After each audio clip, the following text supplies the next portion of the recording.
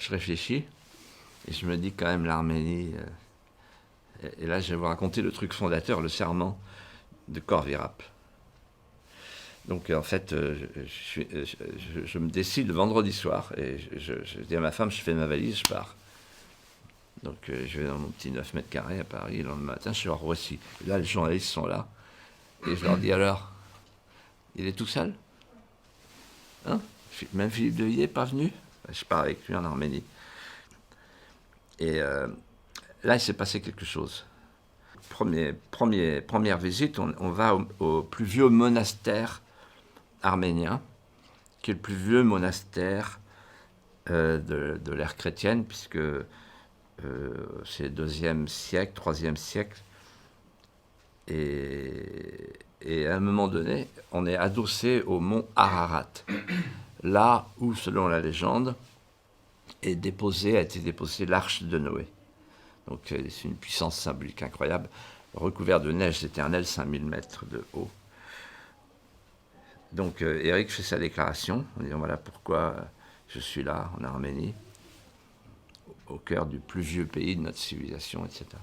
Et là, il me dit on va tous les deux, on va descendre dans la fosse profonde où a été emprisonné, jeté Grégoire Lusarovitch, dit Grégoire l'Illuminateur, qui est l'homme qui a converti l'Arménie au christianisme, en s'opposant au roi Tiridate IV.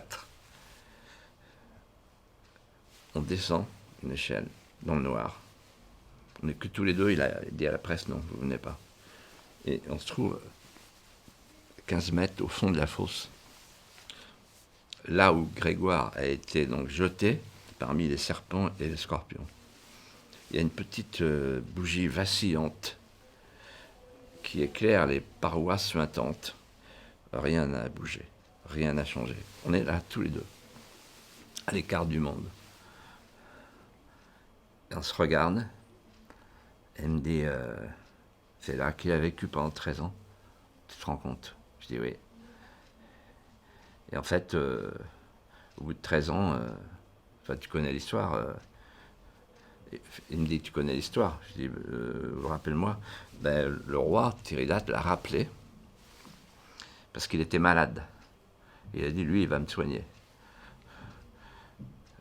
Donc, Grégoire est revenu à la surface. Il a quitté la fosse profonde, la fameuse grotte où il avait été enfermé pendant 13 ans. Il soigne le roi, il le guérit. Et à ce moment-là, Éric me dit, pardon. Je dis, ouais, c'est l'alchimie du sentiment qui convertit le mal en nouvelle chance. C'est l'apport du christianisme. Il me dit, oui, parce que s'il y a l'oubli, on devient des barbares. Mais s'il n'y a pas le pardon, la société est invivable. Et là, on se regarde. Il me dit, tu te rends compte, c'était avant Constantin? Je dis, ouais, c'est là qu'a commencé la civilisation. Et tous les deux, on pleure. On se serre dans les bras. Ouais, c'est ça, Zemmour. Et puis il me dit, c'est beau, la chrétienté. Puis on remonte. Et en fait, ça voulait dire, on ira jusqu'au bout. Parce que ce qu'on défend, c'est pas un programme, c'est une civilisation qui nous dépasse, qui nous surpasse, qui nous surplombe et qui nous habite.